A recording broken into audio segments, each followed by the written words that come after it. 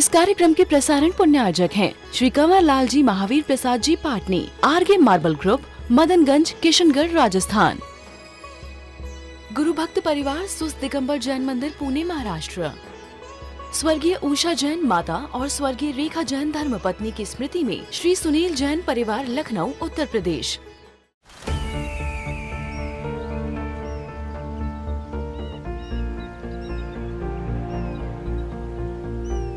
जो बनकर मेरा हमसफर आएगा, सिर्फ उसी को फर्क नजर आएगा। शुरू करो, डालो बुनियाद, घर महल नजर आएगा। वंडर लाइए, वंडर अपनाइए, फर्क नजर आएगा।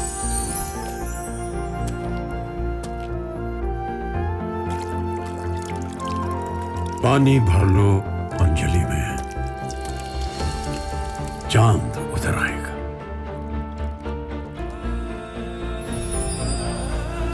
वंडर है ना, वंडर लाइए, फर्क नजर आएगा।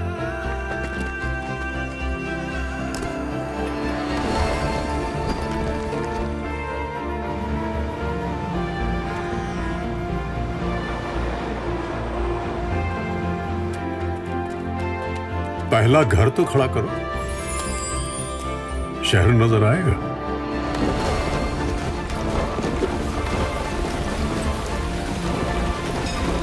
साल, बरस और सदी नहीं, एक युग गुजर जाएगा।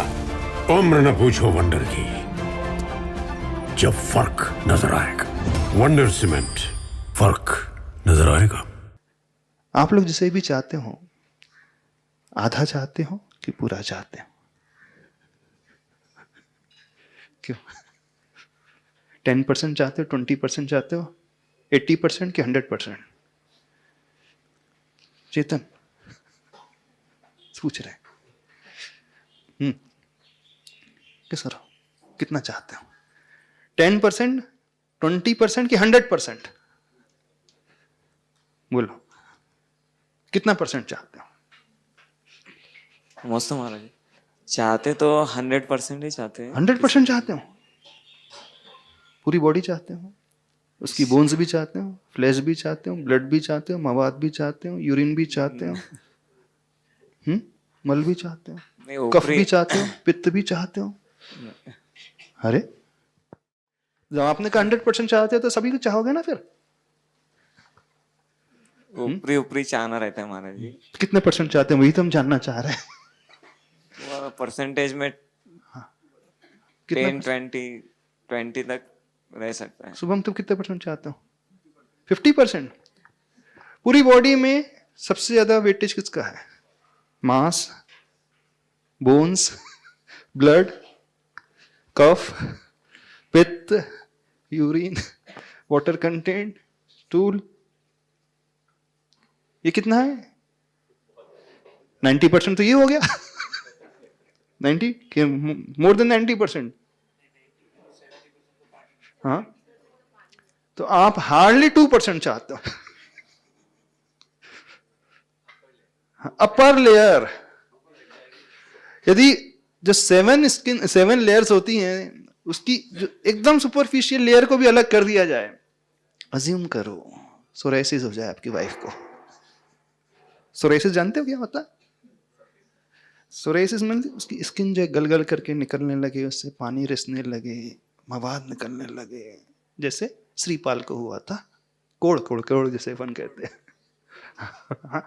बहुत सुंदर है उसका शरीर, लेकिन सोराइसिस हो गया है और फेस में सोराइसिस हो चुका है।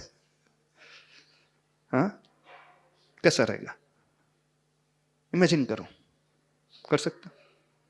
फिर भी चाहोगे? बोलो रितेश, चाहोगे फिर भी?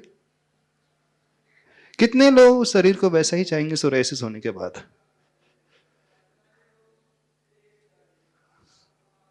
हाथ तो खड़े कर ले।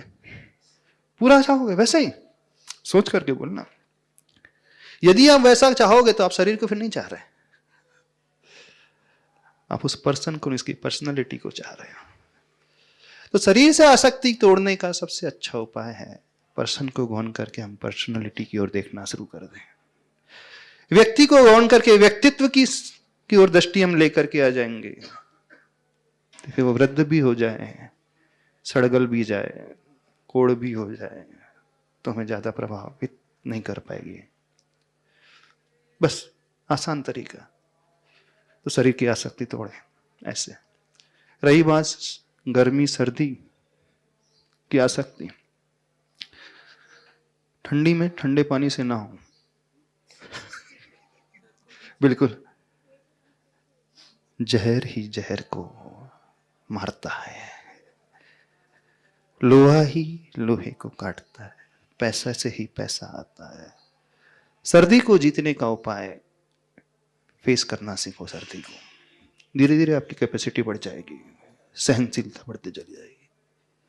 लेबर क्लास को देखा है, 45 डिग्री टेम्परेचर गर्मी में चाय पीते रहते हैं, और आपके लिए क्या चाहिए? कोल्ड ड्रिंक्स चाहिए। वो चाय पीते हैं और फिर काम करने लग जाते हैं, पसीना बहाते रहते हैं, और आप कोल्ड ड्रिंक पीते हो, आपको लू लग जाती है।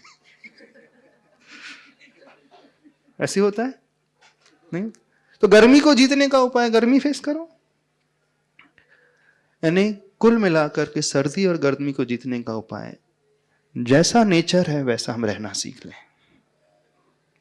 आजमा करके देखो, जो लोग ठंडी में ठंडे पानी से नहाते हैं उनको ठंडी सहन करने की क्षमता बहुत बढ़ जाती है। करके देखो, कितने लोग ठंडे पानी से नहाते हैं ठंडी में, बिल्कुल तात्कालिक वो ठंड लगेगी, उसके बाद आपको नहीं लगेगी बिल्कुल। तो सर्दी और गर्मी के साथ ऐसे ही होता है। कुल मिलाकर के जितना हम नेचुरल रहना सीख ले जाएंगे, उतना ही हमारा सहन शक्ति को बढ़ाते चले जाएंगे, फिर वो शारीरिक हो चाहे फिर मानसिक हो, कैसी भी क्यों ना। और कौन सी आसक्ति तोड़ने की बात है? बच्चों की आसक्ति। अच्छा, आपके बच्चे हैं? बच्चे हैं? कितने बच्चे हैं? किस किस के बच्चे हैं? कितने लोगों ने अपने बच्चे को जन्म दिए? थोड़ा सा हम देखना चाहते हैं।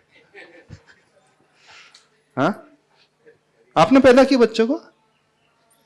जी महाराज जी, 2 बच्चे हैं। आपने शरीर को पैदा किया, आत्मा को पैदा किया? हम सिर्फ ये जानना चाहते हैं। शरीर को ही पैदा किया है, आत्मा तो उनकी पहले से थी। आपने पैदा किसे किया? नहीं है। कौन है आप फिर अपना? आप सिर्फ एक मीडियम बने, इससे ज्यादा कुछ नहीं है। जिस दिन हम ये बात समझ लें, हम किसी को पैदा कहाँ कर सकते? तो संयोग संबंध है, उतने समय का, उसके बाद जुदा हो जाएगा, मोह कम हो जाएगा। ठीक है, नेक्स्ट क्वेश्चन कौन सा था? अगला प्रश्न है, sometimes it feels everything need to be completed on time. जो समय को संभालता है उसे समय भी संभाल देता है। Is it right? हाँ, बिल्कुल सही है। जो समय को संभाल लेता है, समय उसे संभालता है। जो समय की कद्र करता है, समय उसकी कद्र करता है। समय का अर्थ एक आत्मा भी होता है, समय का अर्थ एक टाइम भी होता है। जो आत्मा की कद्र करता है, आत्मा भी उसकी कद्र करती है। और जो पंक्चुअल होता है, सही समय पे सही कार्य करता है, वो रिजल्ट बिल्कुल वैसे ही पाता है। जो समय को अच्छे से पालता है, वो तीर्थंकर बन जाता है। आवश्यक अपरिहानी भावना। जिस समय जो कार्य, जिस मात्रा में, जिस जोश के, जिस होश के साथ करना चाहिए थी, वो व्यक्ति उस समय वो कार्य उस मात्रा और होश से कर ले, तीर्थंकर बन जाएगा वो। आवश्यक अपरिहानी भावना बड़ी अच्छी भावना है। हमें लगता है इतना सा तो लिखा है, पर उस भावना को पूर्ण करने के लिए व्यक्ति का डेडिकेशन और डिवोशन कितना होता है। समय पर कार्य वही कर सकता है, समय के साथ वही चल सकता है, समय को वही संभाल सकता है जो एकदम डिवोटेड होता है। और डिवोटेड व्यक्ति कभी असफल नहीं होता है, वो हमेशा सफल होगा, टॉप मोस्ट लेवल पे पहुंच जाएगा। सही है, सोच बिल्कुल सही है। मात्र इसे समय से इसका अर्थ इतना ही नहीं है ना कि हम 3 बजे काम करना, 4 बजे नहीं है। उसके पीछे जो छिपा हुआ रहस्य है उसे समझने की कोशिश करो। समय को संभालने का अर्थ है कि व्यक्ति कुछ भी क्यों ना हो जाए, आंधी तूफान भी क्यों ना जाए, एडवर्सिटी कितनी भी क्यों ना जाए, उसे ध्यान नहीं देगा, उस पर ध्यान ही नहीं देगा, वह सिर्फ अपने टारगेट गोल पर ही ध्यान देगा। तो ऐसा व्यक्ति, ऐसा जुनून वाला व्यक्ति हर जगह सफल होता है। सही है? हाँ हाँ। और समय को यदि हम आत्मा लेकर के चले तो फिर कहना ही क्या है? समय सार, आत्मा का सार, आत्मा को पाने का रास्ता है। बहुत सारे अर्थ है समय के। सही सोचा है, पर थोड़ा गहराई में जाना समय का अर्थ क्या है। नेक्स्ट क्वेश्चन क्या पूछो? हाँ सर बोलिए। आप लोगों को समझ में आ रहा है? समय तो नहीं हो रहा, समय पूरा हो जाने के पहले समझ लेना। हाँ, तो समय के बाद समझोगे, समझ में नहीं आएगा, क्योंकि इस योग्य ही नहीं रहोगे।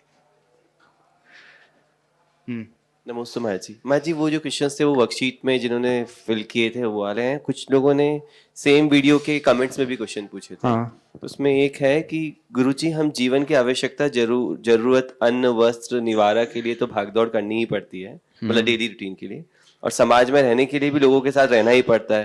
पर वहां भी सुख प्राप्त नहीं होता, तो ऐसी स्थिति में क्या करें? अच्छा, रोटी कपड़ा मकान को पाने के लिए मेहनत तो करना पड़ती, भाग दौड़ करना। हाँ। और समाज में रहने के लिए भी कार्य करना पड़ता था, सुख नहीं मिलता। सुख किसमें मिलता है? जहां तक हम समझ रहे हैं, यदि कोई व्यक्ति अपनी नीड्स को फुलफिल करने के लिए कार्य कर रहा है, वो दुखी नहीं रहेगा। दुख तो नीड्स से नहीं आती, दुख तो ग्रीड से आती है। एक सेशन लिया था नीड्स एंड वांट्स का। नेचर में इतने सारे पशु पक्षी रहते हैं, वे कभी दुखी नहीं रहते हैं मानसिक रूप से। उनका दुख से शारीरिक रहता है, भूख प्यास का रहता है उससे। लेकिन ह्यूमन बीइंग सबसे ज्यादा मानसिक रूप से दुखी रहते हैं। क्यों? ह्यूमन बीइंग के पास पैसा है, फैसिलिटीज है, ज्ञान है, सब कुछ है, फिर भी वो दुखी क्यों है?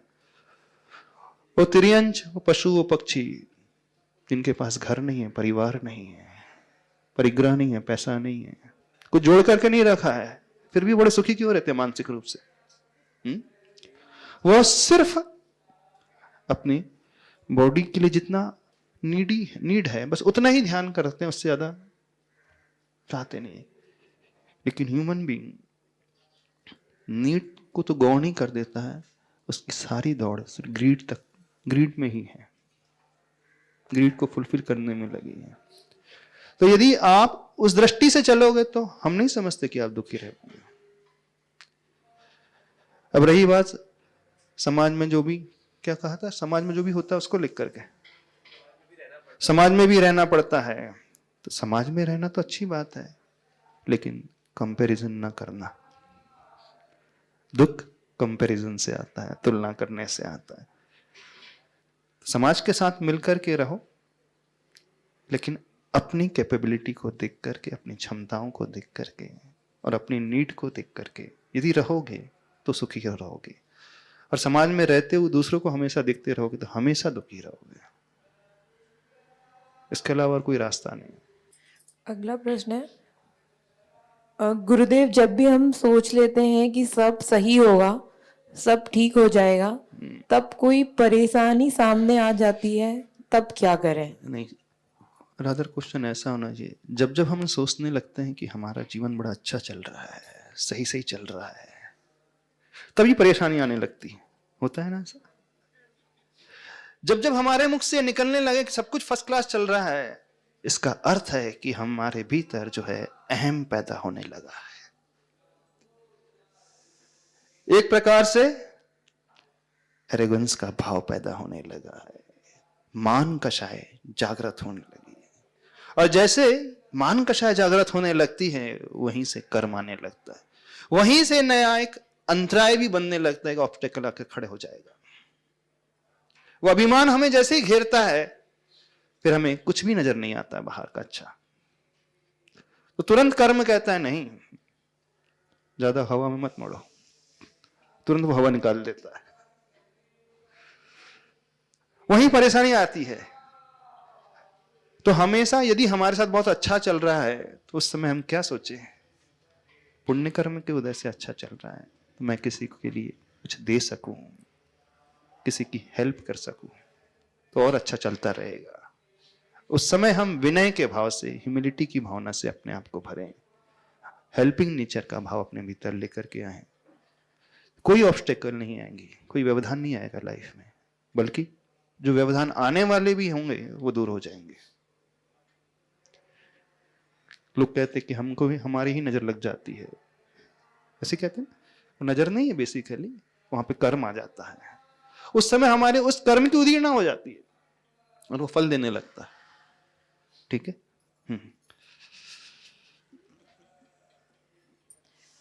हमेशा हमेशा के लिए संसारी जीव को कहाँ सुख मिल सकता है? कहाँ सुख मिल सकता है? मोक्ष में सुख मिल सकता है। जो संसार विषय सुख हो, तीर्थंकर क्यों त्यावे, काहे को शिव साधन करते, संयम से अनुराग है, कहते हैं वैराग्य भावना। संसारी जी को सुख कहाँ मिल सकता? हमेशा तो मोक्ष में। पर आपको चलना तो है नहीं मोक्ष मार्ग में, सिर्फ बातों का जमा खर्च करना है। क्या वर्कशीट 2 होगी पूरी? वर्कशीट 2 का लास्ट प्रश्न है। हाँ। क्या सुख और दुख हमारे साथ में है? यदि हाँ तो कैसे? यदि नहीं तो कौन इसका जिम्मेदार है? क्वेश्चन थोड़ा सा अलग ही प्रकार का। सुख दुख तो संसार दशा में हमेशा चलते ही रहते हैं, धूप और छांव की भांति, दिन और रात की भांति हमेशा चलते ही रहते हैं।